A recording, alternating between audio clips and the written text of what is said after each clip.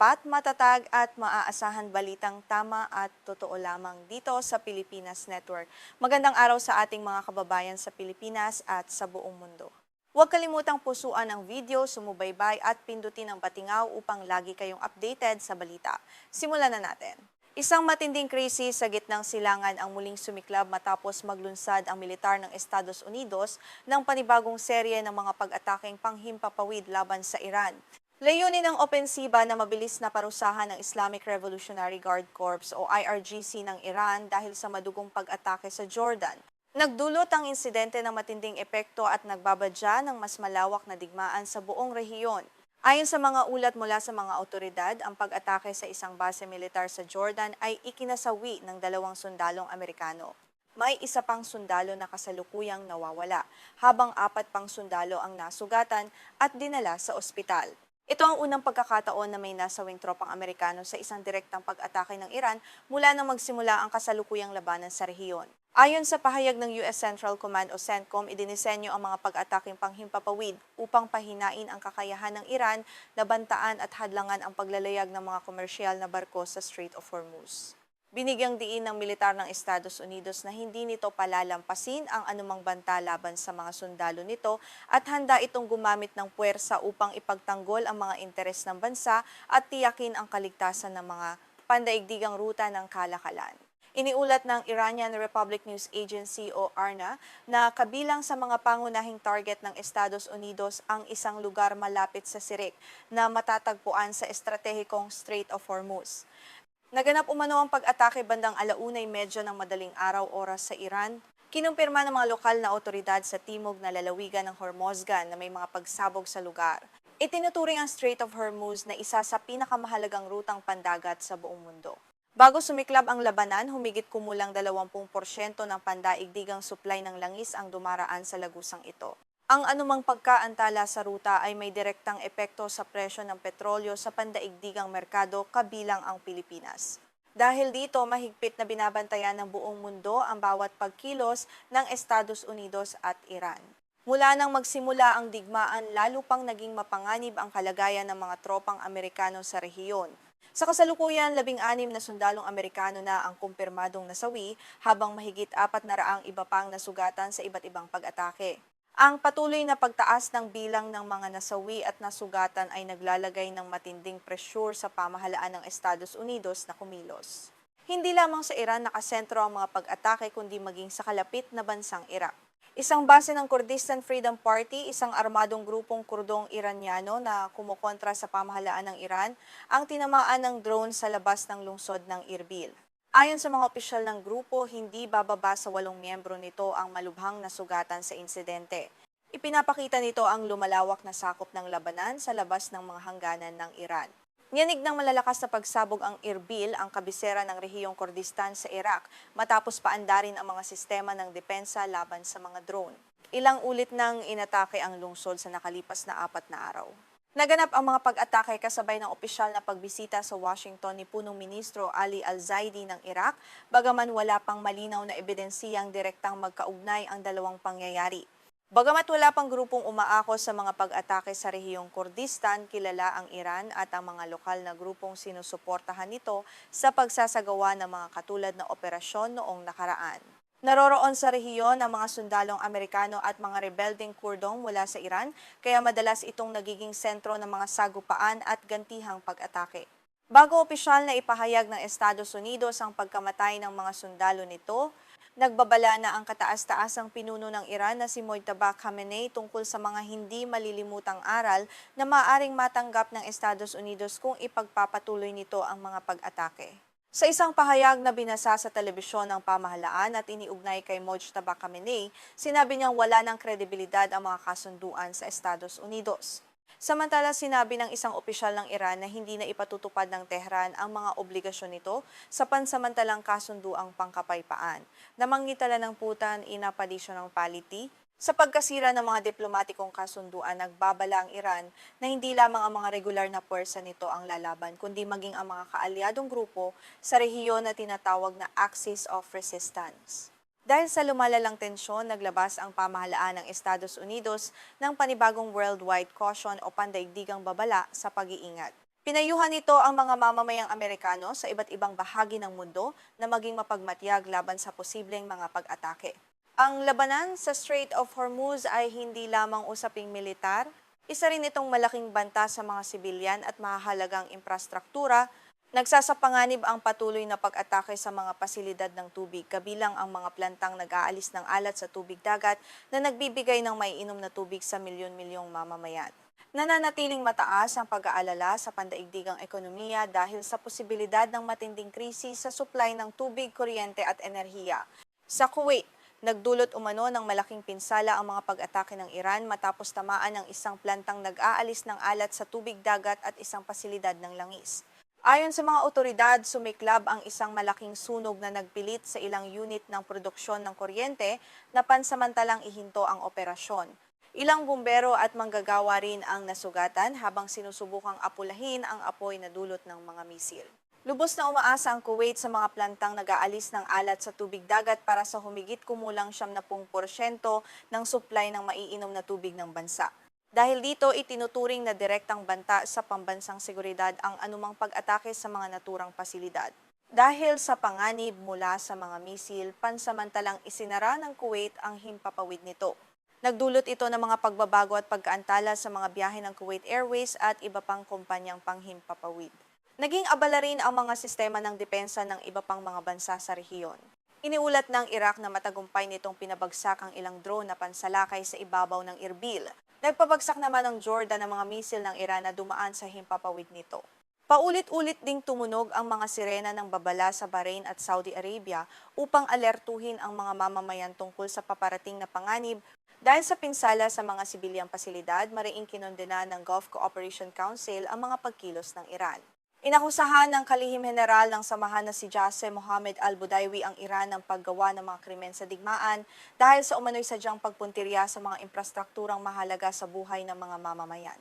Ipinapakita ng pahayag ang lumalalim na galit ng mga karatig bansa laban sa Tehran. Sa panig ng Estados Unidos, kinumpirma ng CENTCOM na sa loob ng 7 sunod-sunod na gabi ay tinamaan ng mga pag-ataking panghimpapawid ang mga lugar ng pagmamanman, infrastrukturang lohistikal ng militar, mga imbakan ng armas sa ilalim ng lupa at mga pasilidad na may kaugnayan sa kakayahang pandagat ng Iran. Layunin ng mga operasyon na pahinain ang kakayahan ng Iran na maglunsad ng mga karagdagang pag-atake laban sa mga puwersang Amerikano at mga kaalyado nito sa rehiyon. Sa loob ng Iran, iniulat ng telebisyon ng pamahalaan na nawasak ng mga bomba ng Estados Unidos ang plantang nag-aalis ng alat sa tubig dagat sa Bonji sa timog na lalawigan ng Hormozgan.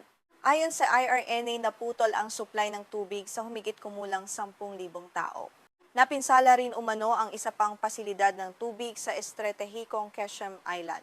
Nasira rin ang ilang tulay at kalsadang patungo sa pangunahing daungan ng Bandar Abbas na nagdulot ng matinding pagkaantala sa transportasyon at operasyon sa lugar. Kinumpirma ng mga awtoridad ng Iran na hindi bababa sa 50 tao ang nasawi at mahigit 500 ang nasugatan sa nakalipas na 3 linggo ng mga pag-atake ng Estados Unidos. Dahil sa pagkasira ng mga pasilidad ng kuryente, hinimok ng kagawaran ng enerhiya ang mga mamamayan na magtipid sa paggamit ng kuryente sa mga timog na lalawigan na kasalukuyang nakararanas ng matinding init. Lalo nitong pinabigat ang kalagayan ng mga sibilyang apektado ng labanan. Sa huli, nakasentro ang tunggalian sa kontrol sa Strait of Hormuz na halos isinara ng Iran sa mga barkong pangkomersyo upang palakasin ang posisyon nito sa labanan at mga negosasyon. Nahaharap ngayon si Pangulong Donald Trump sa matinding pampulitikang pressure na tapusin ang digmaan at maiwasan ang isang pangmatagalang hidwaan sa gitnang silangan, isang uri ng labanan na ipinangako niyang iiwasan noong panahon ng kanyang kampanya. Isang matinding tensyong geopolitikal ang muling sumiklab sa gitnang silangan matapos opisyal na ideklara ng bansang Iran na nagpakawala sila ng cruise missile laban sa isang barko ng militar ng Estados Unidos sa hilagang bahagi ng Indian Ocean. Ayon sa ulat, ang mapangahas na aksyong ito ay idinisenyo bilang direktang paghihiganti sa pagpapalubog ng Amerika sa kanilang sariling barkong pandigma na Iris Dena kamakailan. Batay sa opisyal na ulat ng Iranian News Agency o kilalang IRNA, pinaputok ang naturang anti-ship cruise missile mula sa kanilang baybayin patungo sa tinaguriang kaaway na barko ng Amerika. Bagamat hindi binanggit ang eksaktong oras at uri ng barkong tinarget, iginiit ng IRNA na nagdulot ng malaking takot at kaguluhan sa mga tripulanteng Amerikano ang pag-atake, dahilan upang mabilis silang lumayo sa sakop ng depensa ng Iran. Sinabi ng mga opisyal ng militar ng Iran na ang operasyong ito ay isinagawa sa ilalim ng ika-13 yugto ng kanilang sikat na Saighe campaign. Dayunin ng nasabing kampanya na bigyang pugay at alalahanin ang mga nasawing sundalo at tripulante ng Iris Dena, ang tanyag na barkong pandigma ng hukbong dagat ng Iran na pinadapa ng puwersang Amerikano sa isang marahas at madugong engkwentro sa karagatan kamakailan lamang. Kung babalikan natin ang kasaysayan ng hidwaang ito, ang Iris Dena ay hinarangan at tuluyang pinalubog ng USS Charlotte, isang mabilis na Los Angeles-class attack submarine ng Estados Unidos, noong ika-4 ng Marso sa bahagi ng Sri Lanka. Ang trahedyang ito ay nagresulta sa agarang pagkamatay ng hindi bababa sa 87 marinong Iranian na siyang naging mitya ng galit at deklarasyon ng paghihiganti ng Tehran. Sa panig naman ng pamahalaan sa Washington, nananatiling tahimik ang Pentagon at hindi pa naglalabas ng anumang opisyal na pahayag hinggil sa pinakahuling pag-atake ng Iran. Gayunpaman, ang US Central Command o CENTCOM ay paulit-ulit nang nagpahiwatig sa mga nakaraang pagkakataon na walang katotohanan ang mga katulad na propaganda ng Tehran at ayan CEN at mariing itinanggi na may pinsala o pagkaantala sa kanilang mga operasyon. Hindi lamang sa malawak na Indian Ocean limitado ang kaguluhan ngayon. Mabilis ding nag-init ang sitwasyon sa madiskarteng daanan ng Strait of Hormuz. Inanunsyo kamakailan ng Islamic Revolutionary Guard Corps o IRGC na matagumpay nilang hinarang ang 4 na dayuhang barko na nagtangkang dumaan sa naturang kipot sa tulong at proteksyon ng militar ng Estados Unidos na nagdulot ng panibagong alalahanin sa seguridad. Ayon sa inilabas na pahayag ng IRGC, ang 4 na barko ay nahuling lumalabag sa mga internasyonal na regulasyon sa nabigasyon. Sa pamamagitan ng isang mabilis at koordinadong operasyon gamit ang mga sopistikadong missile at high-tech drones, napilitan ang mga barkong ito na huminto at sumuko sa kontrol ng Iran. Ang hakbang na ito ay nagpapakita ng lumalakas na kakayahan ng Tehran na kontrolin ang mga kritikal na daanan. Sa parehong araw, iniulat din ng IRGC na 2 higanteng oil tanker ang sumabog at tuluyang nagliyab matapos mabangga ang mga nakalatag na underwater mine sa timog na bahagi ng Strait of Hormuz. Bagamat walang ibinigay na karagdagang detalye tungkol sa pagkakakilanlan ng mga barko o sa kasalukuyang kalagayan ng mga tripulante, ang insidenteng ito ay nagdulot ng malaking takot sa mga kumpanya ng langis sa buong mundo. Direktang isinisi ng IRGC ang trahedyang ito sa panlilinlang at maling impormasyon mula sa intelihensiya ng Estados Unidos. Ayon sa kanila, sadyang iniligaw ng mga Amerikano ang mga oil tanker upang pumasok sa mga mapanganib na lugar na may mga aktibong mina.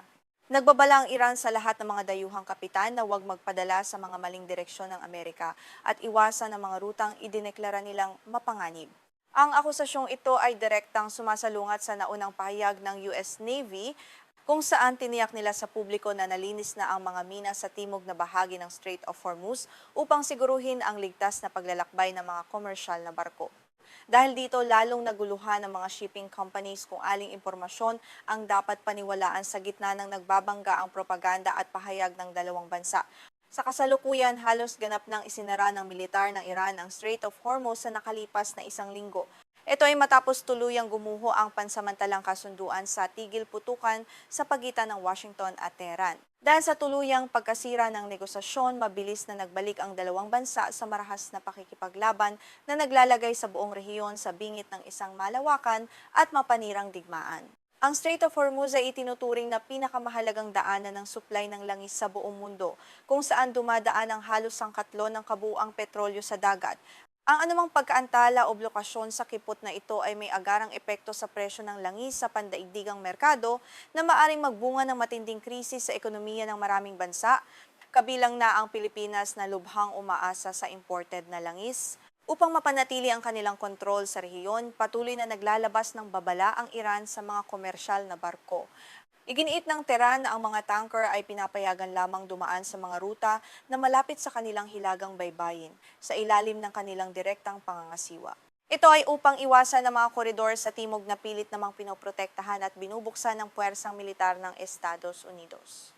Bilang tugon sa agresibong aksyon at patuloy na banta ng Iran sa malayang kalakalan sa karagatan, muling ipinatupad ng Estados Unidos ang isang mahigpit na blockade o pagharang sa lahat ng mga pangunahing daungan ng Iran.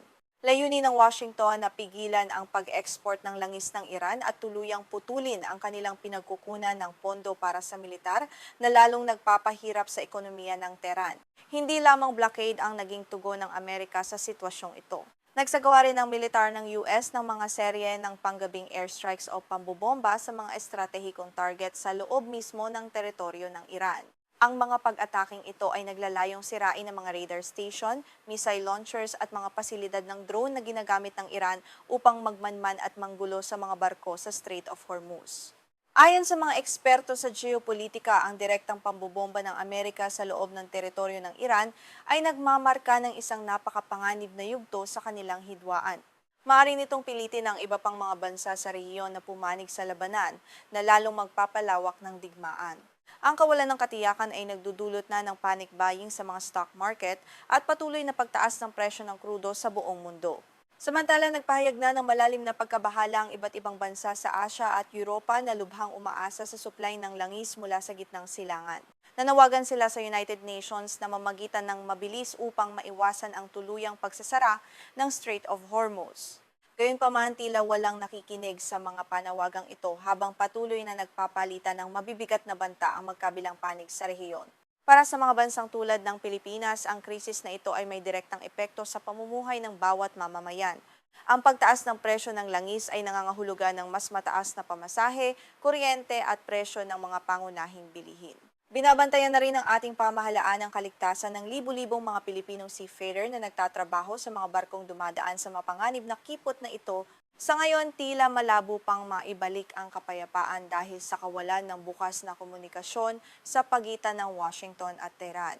Ang magkabilang panig ay nagmamatigas sa kanilang mga posisyon. Habang pinaninindigan ng Iran ang kanilang karapatang ipagtanggol ang kanilang soberanya at teritoryo, patuloy naman ang Amerika sa pag-iit ng kalayaan sa paglalayag ng mga barko sa mga internasyonal na karagatan. Sa pagtatapos, nananatiling nakatutok ang buong mundo sa bawat galaw sa Indian Ocean at Strait of Hormuz. Ang labanang ito ay hindi lamang isyu ng dalawang bansa, kundi isang pandaigdigang hamon na maaaring magpabago sa takbo ng ekonomiya at seguridad ng mundo.